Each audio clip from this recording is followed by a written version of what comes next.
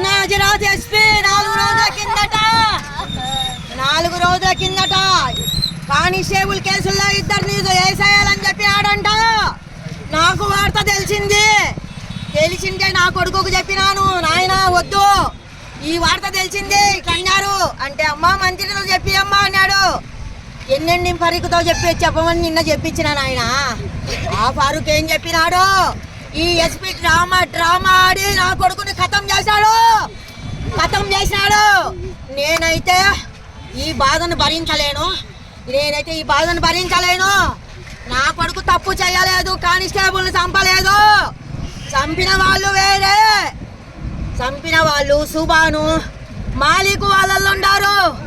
నా కొడుకుని పట్టణ పెట్టుకున్నాకే ఎంత ఇది నాయన వాళ్ళకు తెలుసు.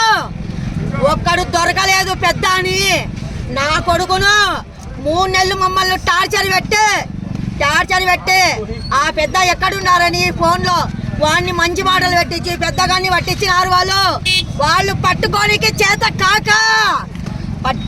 చేత కాక పెద్ద రాజకుమారును పెట్టుకోనికి చేత కాక నా కొడుకుని కుమ్మక్కయ్యి 3 నెలలు మమ్మల్ని ఫ్యామిలీ మొత్తం సఫర్ చేసినారు. చేసే నా కొడుకును సరే నాయన పట్టిస్తాను, ఈ సఫర్ మాకొద్దు అని వాడు ఊర్లో అన్నం నీళ్లు లేకుండా తిరిగి వాడిని పట్టించినాడు నాయన. వాడిని పట్టించినాడు తాగుతన్న. ఇది జరిగినది పోలీసులు.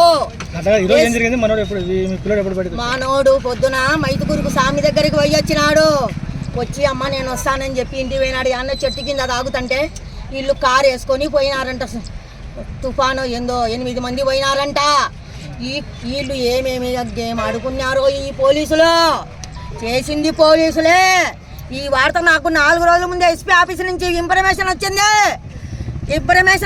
దానికి చెప్పిన రికార్డింగ్ కూడా ఉంది. నా కాడ రికార్డింగ్ కూడా ఉంది. నాకు చేయాల్సిన సాయం ఒక్కటి సాయి. మీకేం జరిగింది ఈరోజు? ఎవరు చేసింటారు మీ అనుమానం? ఎస్పీ చేపించినాడు. ఎస్పీ రాణా ఏం పేరు సింగా, ఆయనని చేపించినాడు. ఎస్పీ రాణా సింగే చేపించినాడు. మా కొడుకు ఏ శత్రువులు లేరు. ఈ లుంగొక మాట కూడా చెప్పినారు. ఇంతకుముందు నా కొడుకు బయటకు వచ్చినప్పుడు ఏమని టాక్ వచ్చింది, ఈ సంజీవ మనుషులు చేసినట్టు పోలీసు వాళ్ళు చేపిస్తారంట అని చెప్పి ఆ టాక్ వచ్చింది. ఆ టాక్ కూడా వచ్చింది నాయన. మేము ఎవరి సొమ్ము తినడం లేదు నాయన.